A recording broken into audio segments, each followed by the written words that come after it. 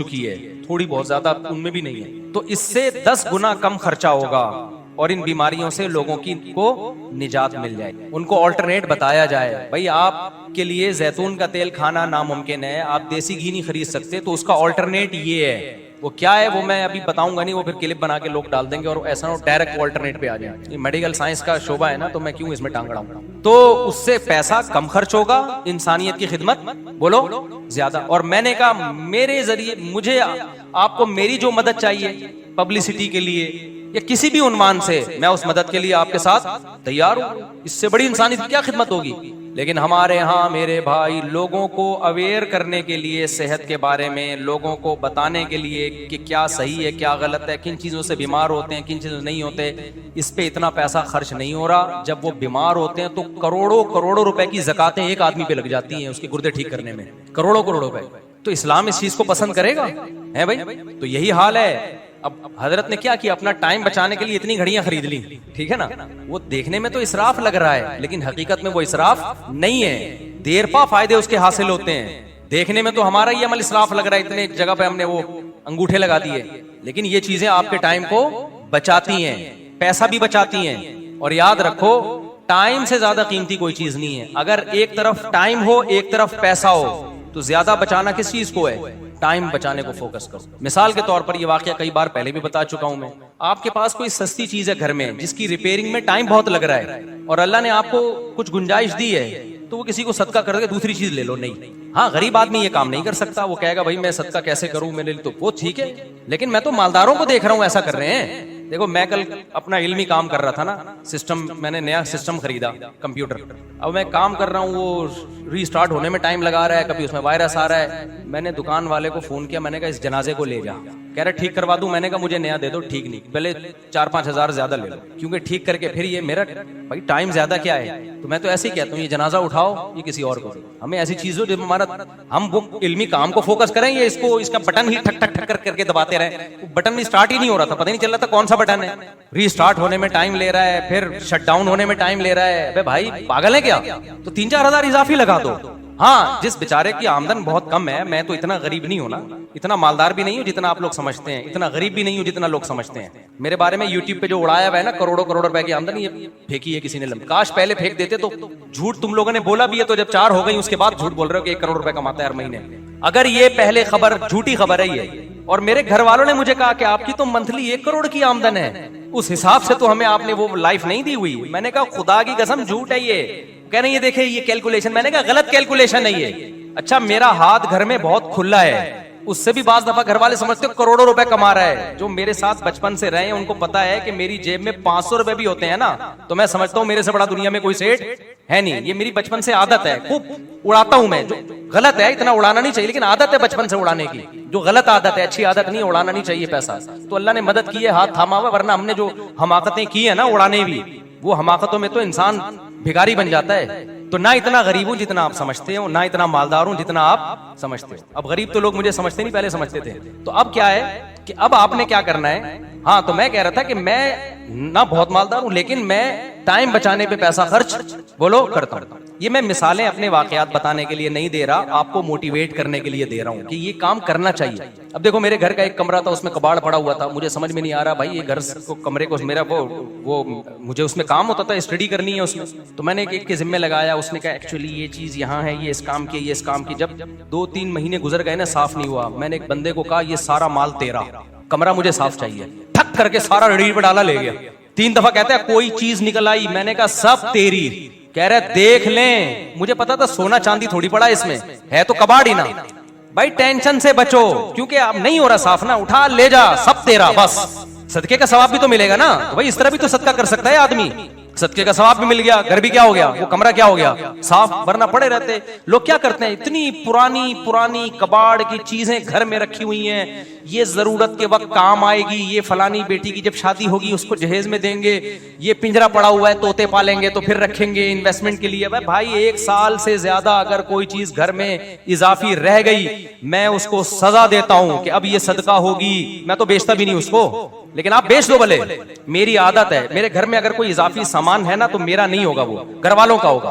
घर वालों पे तो किसी का रोब, मेरे घर से अगर कहीं शिफ्टिंग के वक्त कबाड़ निकला ना तो मैं हल्फिया कह सकता हूँ वो मेरा नहीं है, वो घर वालों का होगा। घर वालों को घर में तो हर एक की आदत मुख्तलिफ होती है ना, हर एक की आदत, उन पे तो आदमी उनकी चीजों पे थोड़ी जोर लगा सकता है कि बेगम साहब ने तोते के लिए पिंजरा रखा था, मैंने उठा के कबाड़ वाले को दे दिया, तो अगले दिन मैं भी कबाड़ वाले की रेडी पे घूम रहा हूँ, मेरा भी वही अजर हो। अपनी मिल्कियत की बात कर रहा हूं, मेरी मिल्कियत में कोई चीज, जैसे हमने कोई चीज खरीदी रखी हुई है कि ये इस्तेमाल होगी, तो मैं उसको 1 साल का टाइम देता हूं, 1 साल तक इस्तेमाल कर लो, नहीं हुई ना मेरे नजदीक फिर ये जुर्म है, इसको निकालो, बेच दो या सदका कर दो। फौरन शैतान कहता है नहीं जरूरत पड़ सकती है, अब जब जरूरत पड़ेगी तो जुर्माना ये है कि दोबारा खरीदना है। ये भी हुब्बे दुनिया है मेरे भाई, माल जमा कर करके रखना। मैंने वाकया सुनाया था ना, मैंने तोतों के लिए पिंजरा खरीदा कि इसमें तोते डालूंगा, तोते डालने का टाइम नहीं मिल रहा था, भी सफर हो रहे हैं, कभी क्या हो रहा है, 1 साल गुजर गया, मैंने कहा निकालो, घर से निकाला उसको मैं। अब घर वालों ने भी कहा, लोगों ने भी कहा भाई आपने खरीदने हैं, मैंने कहा खरीदने का प्रोग्राम है, लेकिन 1 साल में जो काम नहीं हुआ ना उसकी सजा ये है कि इसको निकालो, जगह नहीं घरों में घेर के रखो, जब मरो ना हल्के फुल्के दुनिया से जाओ। कैसे जाओ?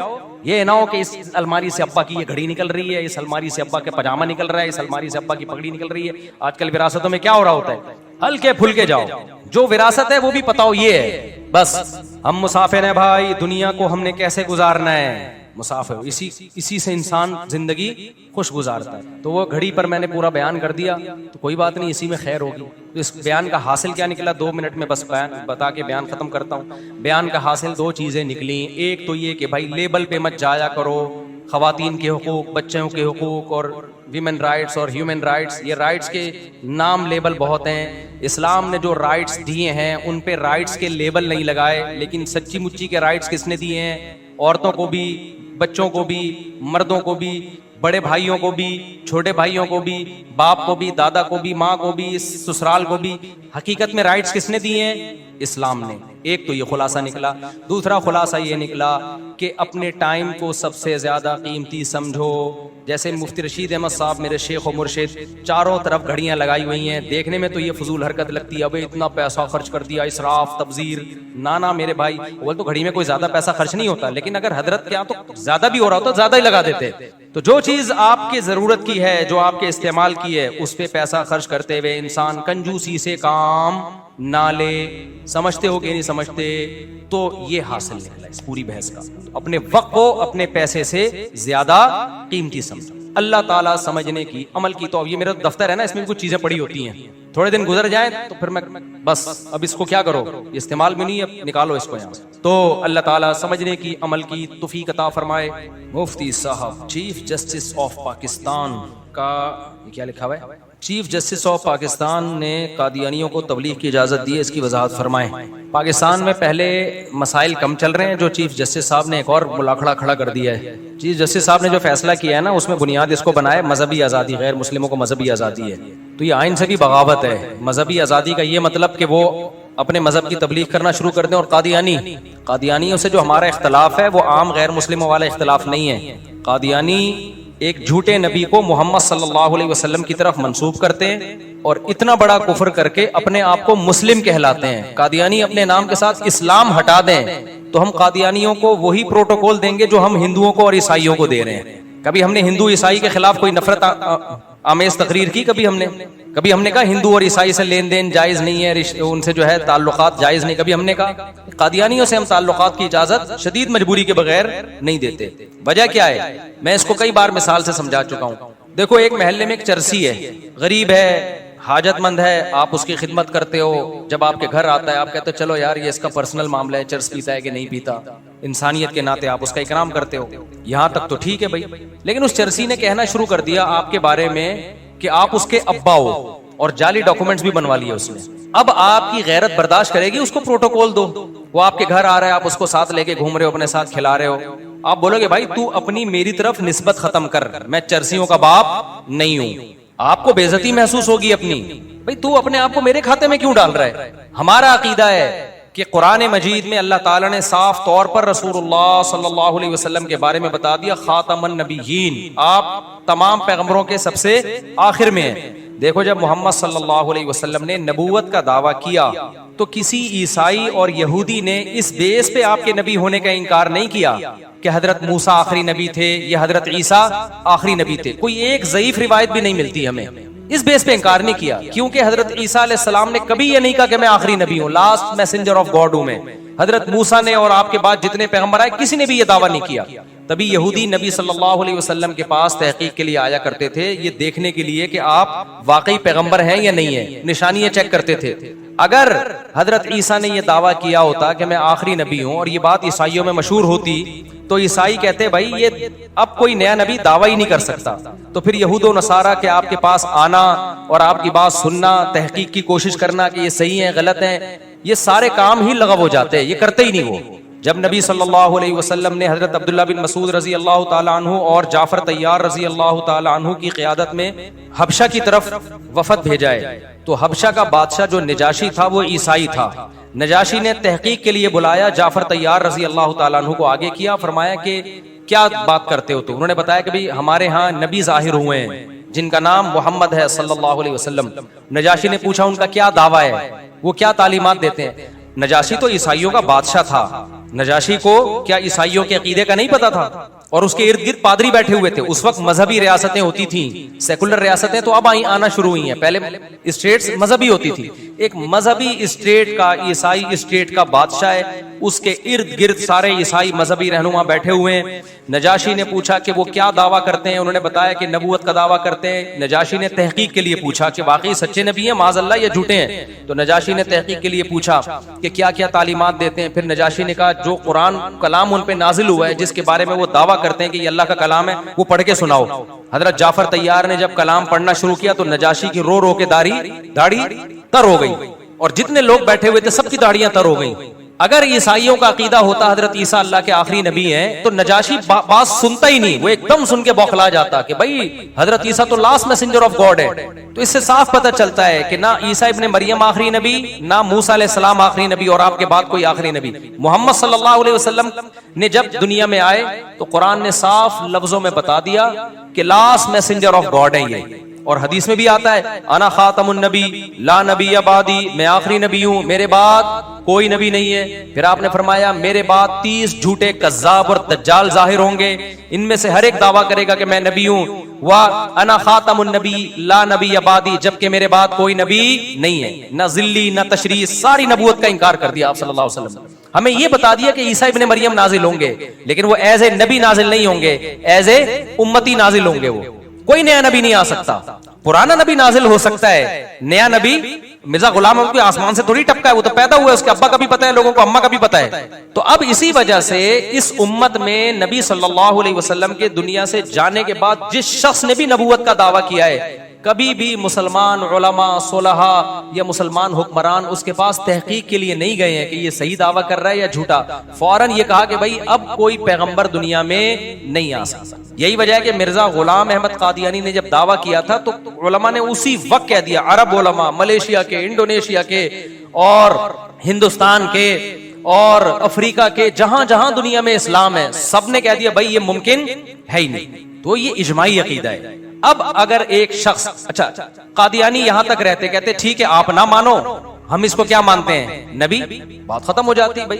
हम कहते ठीक है तुमने अपनी तरफ से एक नबी गढ़ लिया, तुम अपने अकीदे के मुकल्लफ हो, तुम जानो और तुम्हारा मजहब जाने, हमें इससे कोई गरज नहीं है। दुनिया में इतने सारे मजाहिब हैं, एक और मजहब। लेकिन उन्होंने गड़बड़ क्या की है, एक झूठा नबी जो मोहम्मद सल्लल्लाहु अलैहि वसल्लम की तालीमात के मुताबिक कज्जाब और दज्जालों की फहरिस्त में दाखिल है, क्योंकि आपने फरमाया 30 कज्जाब और दज्जाल जाहिर होंगे। तो कादियानी इसका जवाब ये देते हैं कि कज्जाब और दज्जालों के बारे में क्या है, मिर्जा गुलाम अहमद कज्जाब और दज्जाल थोड़ी है भाई। हदीस के पूरे अल्फाज क्या है, 30 कज्जाब और दज्जाल जाहिर होंगे जो हर एक झूठे होने का दावा करेगा। और उनके कज्जाब और दज्जाल होने की जो नबी ने वजह बयान की वो हदीस के आखिर में फरमाया कि हकीकत ये अना खातमुन नबी ला नबिया बादी, मेरे बाद कोई नबी नहीं है। तो ये वजह जो बयान की जा रही है ना कज्जाब और दज्जाल होने की कि मेरे बाद कोई नबी नहीं है, ये वजह पूरे तौर पर मिर्जा गुलाम अहमद कादियानी पे सादिक आती है ये वजह। और आपने तो फरमाया, एक हदीस में आता है कि मेरे बाद कोई नबी होते, सही हदीस है, लकाना उमर तो उमर होते। एक हदीस में आता है कि अंत मिन्नी भी मंजिलती हारून मिन मूसा, हजरत अली रजी अल्लाह ताला अन्हु से आपने फरमाया कि तुम्हारी मेरी वही निस्बत है जो मूसा और हारून की थी, लेकिन फर्क यह है कि मूसा के बाद तो नबी थे, मेरे बाद नबी नहीं है। क्या मतलब नबी ना होते, मेरे बाद नबी का इम्कान होता तो अल्लाह तुम्हें भी हारून जैसा नबी बना देते। हारून अलैहिस्सलाम की नबूवत मूसा अलैहिस्सलाम के ताबे थी, जिल्ली नबी थे हारून अलैहिस्सलाम, असल नबी मूसा थे। हारून अलैहिस्सलाम उन्हीं नबी के विजन को लेके चल रहे थे आगे। बात मूसा की होती थी, जबान किसकी होती थी? हारून की। कादियानी कहते हैं कि ये जो हदीस में आता है कि मेरे बाद कोई नबी नहीं है, असल में इसका मतलब है असली नबी, असल के एतबार से नबी नहीं है। हाँ, जिल्ली नबी जो मोहम्मद सल्लल्लाहु अलैहि वसल्लम ही के दीन को दुनिया में गालिब करने के लिए है, वो वाले नबी आ सकते हैं। ये जो हदीस है जिसमें आता है अंता मिन्नी बिमंजिलती हारून मिन मूसा, इसमें तो जिल्ली नबी की नफी हो रही है। नबी ने फरमाया कि ए अली, तुम्हारी मेरी वही निस्बत है जो हारून की निस्बत किससे थी? मूसा से। लेकिन बात यह कि अल्लाह तुम्हें पैगंबर नहीं बनाएगा। तो यहां जिल्ली नबी की नफी हो रही है कि नहीं हो रही? जिल कहते हैं साये को, रेली नबी भी कह सकते हैं, रेली नबी, उसकी नफी हो रही है ना। तो उसी की नबी ने नफी कर दी है कि वो वाला नबी भी अब नहीं आ सकता, किसी तरह की भी नबूवत अब नहीं आ सकती, जारी नहीं हो सकती। तो कादियानी ने फिर भी कहा कि नहीं जी, हम हदीसों को नहीं मानते, अपनी तरफ से तावीलात करके एक मिर्जा गुलाम अहमद कादियानी को, जो प्रोफेसर था, उसको क्या बना दिया? पैगंबर। ठीक है, आपका मजहब है, आप जिसको नबी मानो, जिसको जो मर्जी मानो। जुर्म ये किया कि उसको फिर किसके खाते में डाल दिया? मोहम्मद सल्लल्लाहु अलैहि वसल्लम। क्या आपके सईदुल अंबिया के जिल्ली नबी हैं और मोहम्मद सल्लल्लाहु अलैहि वसल्लम के उम्मती हैं, लिहाजा ये ऐने इस्लाम है। ये क्या हो गई भाई? ये ज्यादती हो रही। ईसाई अपने आप को ईसाई कहता है, मोहम्मद सल्लल्लाहु अलैहि वसल्लम का इनकार करते हैं। इस्लाम ने दीन में जबरदस्ती नहीं रखी, ला इकराह फिद्दीन। हम ईसाइयों को डंडे के जोर से मजबूर नहीं कर सकते कि हमारे नबी को नबी माने। अल्लाह ने कह दिया दीन में जबरदस्ती नहीं है। क़द तबय्यना रुश्दु मिनल गई, हक और बातिल मैंने खोल खोल के बयान कर दिया है। कोई ईसाई न्यूट्रल होके गौर करेगा तो उसे यकीन हो जाएगा कि जितनी अलामतें ईसा इब्ने मरियम में नबी होने की पाई जाती हैं, मोहम्मद सल्लल्लाहु अलैहि वसल्लम में उससे ज्यादा ही पाई जाएंगी, उससे कम नहीं पाई जाएंगी। इसलिए इस्लाम ने कहा हमने हक और बातिल को वाज़ेह कर दिया, अब डंडे की जोर से आपने किसी का मजहब चेंज नहीं करवाना। तो कादियानी भी अगर एक नया मजहब बना लेते, कोई बात नहीं है भाई, जहां इतने सारे मजाहिब हैं वहां एक और मजहब भी सही। कभी हम डंडे के जोर से किसी को मजबूर नहीं करते और ना किसी से नफरत का हम इजहार करते हैं। जुर्म कमबख्तों ने क्या किया, ईसाइयों ने क्या किया, मोहम्मद सल्लल्लाहु अलैहि वसल्लम का इनकार किया, लिहाजा साफ तौर पर अपने आप को कहा कि हम गैर मुस्लिम हैं, हम मुस्लिम नहीं है। इस्लाम की तरफ उस इनकार की निस्बत नहीं की। ये नहीं कहा कि कुरान कहता है कि मोहम्मद नबी नहीं है सल्लल्लाहु अलैहि वसल्लम, ये नहीं कहा उन्होंने। कादियानी ने जुर्म ये, हिंदू ने भी ये नहीं कहा कि हम मुस्लिम हैं। भाई इस्लाम बुत परस्ती थोड़ी सिखाता है, आप बुतों को इस्लाम की तरफ कैसे मंसूब कर सकते हो? ये तो बड़ा जुर्म, ये तो इस्लाम में तहरीफ कर रहे हो ना आप। समझ में आ रही है बात कि नहीं आ रही? इसका मतलब आप इस्लाम में क्या कर रहे हो? आप तहरीफ कर रहे हो इस्लाम को। आप वो मजहब जो अलहम से लेके वन्नास तक बुत परस्ती के खिलाफ है, उन्हीं बुतों को मोहम्मद सल्लल्लाहु अलैहि वसल्लम के खाते में डाल दो। अगर हिंदू ये जुर्म करेगा फिर हम बर्दाश्त नहीं करेंगे। हम कहेंगे भाई आपका मजहब इस्लाम से अलग है, उसको अलग रखो। और हिंदू ये करते भी नहीं है कि अपने बुतों को किसके खाते में डालें? इस्लाम के खाते में। ये जुर्म करते भी नहीं। लेकिन कादियानी ने क्या जुर्म किया है? वही जुर्म किया कि एक आदमी चरस पी रहा है और उस चरसी को किसके खाते में डाल दिया? एक शरीफ आदमी के खाते में डाल दिया कि तुम्हारा बेटा है। कहेगा भाई ये मैं बर्दाश्त नहीं करूंगा, इसका बाइकआउट करूंगा मैं। तो कादियानी ने क्या किया कि मोहम्मद सल्लल्लाहु अलैहि वसल्लम की तालीमात और कुरान और सुन्नत के मुताबिक, इजमाई उम्मत के मुताबिक जो शख्स झूठा था उसको नबी माना, यहां तक हम बर्दाश्त कर लेंगे, तुम्हारा मजहब है, हम नहीं मानते उसको नबी, ठीक है। उस नबी को खाते में किसके डाल दिया? मोहम्मद सल्लल्लाहु अलैहि वसल्लम की तरफ मंसूब कर दिया कि नबी का जिल्ली नबी है, ज़ेली नबी है। और फिर अपने इस कुफ्र को इस्लाम से ताबीर करना शुरू कर दिया। भाई ये अब क्या हो रही है? ये ज्यादती हो रही है। तो इसलिए जो चीफ जस्टिस साहब ने फैसला किया है ना कि कादियानियों को भी आम गैर मुस्लिमों के खाते में डाल के उनको बिल्कुल उसी तरह राइट दे दिया है तबलीग का, और उसी तरह सब कुछ अपनी वो मजहबी वो कर सकते हैं। तो जनाब आप कादियानियों को ये कह दें कि वो अपने आप को मुस्लिम कहना छोड़ दें और अपने आप को अहमदी कहना भी छोड़ दें, क्योंकि अहमद मोहम्मद सल्लल्लाहु अलैहि वसल्लम का नाम है। कुरान में अल्लाह ने नबी सल्लल्लाहु अलैहि वसल्लम का नाम मोहम्मद भी बताया और अहमद भी बताया है। वो अपने आप को इस खाते में डालना छोड़ दें तो हम कादियानियों को वही अकलियतों वाले हुकूक देंगे जो हम हिंदुओं और ईसाइयों को देते हैं। हमारे बयान तो हिंदू भी सुन रहे होते हैं, ईसाई भी मिलते हैं, इज्जत देते हैं, हम भी उनको इज्जत देते हैं। मैं ऑस्ट्रेलिया में था, एक सिख का फोन आया, मुलाकात की कोशिश कर रहा था, लेकिन मैं वहां से सिडनी से जा चुका था। उसने कहा मैं आपके एथियज्म के खिलाफ बयान सुनता हूँ तो अल्लाह के वजूद का मुझे यकीन आता है। कम से कम उसमें इतनी नरमी पैदा हुई, उसने कहा कम से कम इतनी बात तो है ना कि अल्लाह को मानने वाले और ना मानने वाले बराबर नहीं हो सकते। अल्लाह को मानने से कम इतना तो होगा ना, खुदा को मानने से, क्रिएटर गॉड को मानने से, कि दुनिया में बुराई कम होगी। क्योंकि अगर गॉडलेस जिंदगी हो तो फिर इंसान और जानवर में कोई फर्क नहीं है। वो सिख होके अल्लाह ने उसको इतनी अकल दी है, और हमारे सेकुलर और लिबरल लोगों को ये अकल नहीं है। वो कह रहे भले हम मुस्लिम नहीं है लेकिन कम से कम आप खुदा के वजूद को साबित करते हो, ये इंसानियत के लिए बेहतर है। खुदा का इनकार कर देना, इससे इंसान और जानवर में फर्क खत्म हो जाता है। तो सबसे ताल्लुकात है, लेकिन भाई कादियानियों को हम इतना फ्री बोलो नहीं करेंगे। अगर कोई कादियानी का फोन आता कि आपसे मिलना चाहता हूं, इस नीयत से तो मिल लेता, तबलीग करूंगा इसको, इस नीयत से नहीं कि मैं दोस्ती का